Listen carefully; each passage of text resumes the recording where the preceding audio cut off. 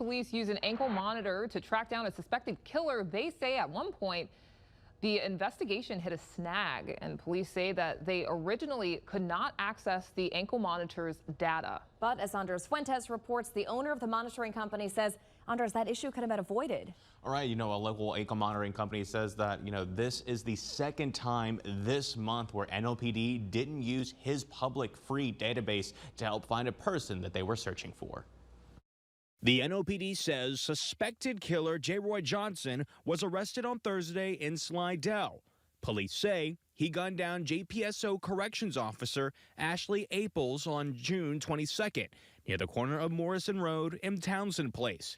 And they also found Johnson was linked to another shooting on June 1st and was wearing an ankle monitor during both alleged crimes. Their suspect from June the 1st is also the suspect in the shooting of the JPSO deputy. Matt Dennis, CEO of ankle monitor company ASAP Release, questions why Johnson wasn't arrested for the earlier shooting in June on Morrison and Cove Drive. They need to use our offender management system. On Monday, the NOPD said that it only learned Johnson was wearing an ankle monitor after seeing it on his leg on surveillance footage.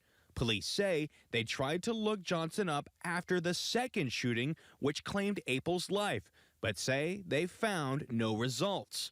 Police pointed to a monitoring system called Track, which they say they couldn't access. Dennis says he developed a website that contains a list of everyone on an ankle monitor in the New Orleans area, which anyone can freely access. He also says the NOPD's delay and confusion could have been avoided if officers used that database. They would have been able to simply see who the provider was, call that number and say, hey, you have Jerroy Johnson on ankle monitor. We need to find him. And they would have instantly been able to get his location. They would have found him, and he would have been arrested that night. ASAP Monitoring says that this isn't the only time this month that NOPD didn't realize a person they were trying to find was on an ankle monitor.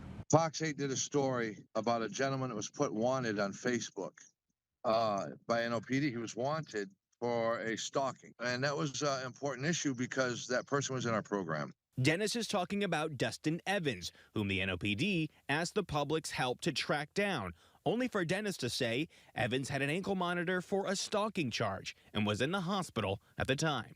We have a lack of training, and we got to fix this.